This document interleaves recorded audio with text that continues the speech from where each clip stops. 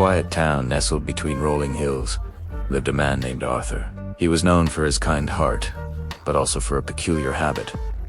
He felt the need to explain everything he did. If he chose a blue shirt over a green one, he'd explain it was because blue brought out his eyes. If he took a different route to the market, he detailed the traffic patterns he was trying to avoid. He believed that by explaining his reasons, people would understand him better, like him Mora, and accept his choices without question. One sunny afternoon, Arthur was tending to his garden, carefully planting a row of sunflowers. His neighbor, an elderly woman named Clara, who had seen many seasons come and go, leaned over the fence.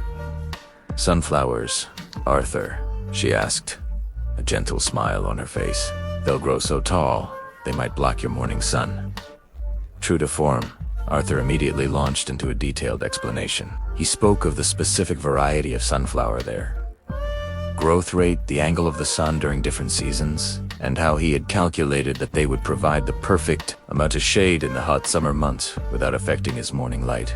He even mentioned that his late grandmother adored sunflowers, and planting them was a way to honor her memory. He spoke for nearly 10 minutes, his hands gesturing, his voice earnest. Clara listened patiently, her smile never wavering. When he finally finished, breathless and looking for her approval, she simply said, "They will be beautiful," and she went back to her own gardening.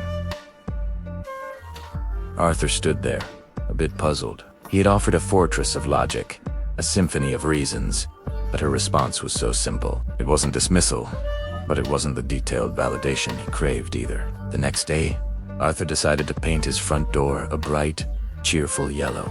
As the first coat went on, another neighbor, Mr. Henderson, walked by. "Yellow? Huh, that's a bold choice," he commented, raising an eyebrow. Arthur opened his mouth, ready to explain his theory on color psychology, how yellow evokes happiness, and how it would increase his home's curb appeal. But then, he remembered Clara's simple acceptance. He paused. A new thought flickered in his mind. What if he just didn't explain? He took a breath and, channeling Clara's serene energy, simply smiled and said, "It is, isn't it? I like it." Mr. Henderson shrugged, said, "Whoa, to each his own," and continued on his way. Arthur was left in silence. It felt strange, almost uncomfortable. He felt an urge to run after him, to justify his choice. But he resisted. He dipped his brush back in the paint and continued his work. The silence that followed wasn't one of judgment, but one of peace.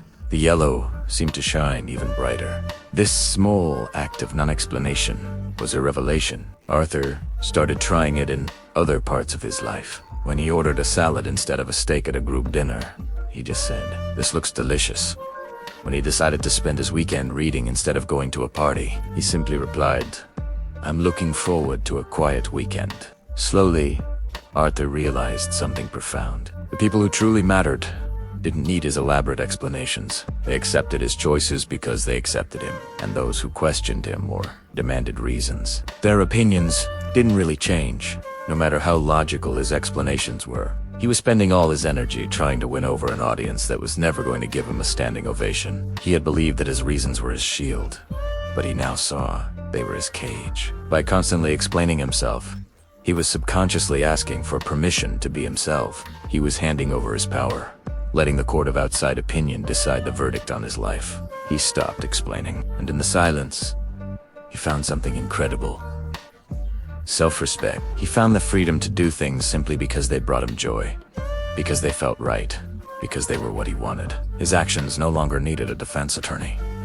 They just needed to be his. Arthur's life became simpler, yet richer. His garden flourished. His yellow door was a beacon of happiness. And his relationships with people like Clara deepened, built not on justifications, but on quiet, mutual respect. He learned that the most powerful explanation for who you are is simply to be. Your life, your choices, your joy. They don't require a footnote. They are the story. You don't have to explain your magic to anyone. Just live Italiano. Thanks for watching. If this story resonated with you, consider subscribing for more content that inspires you to live your most authentic life. See you in the next one.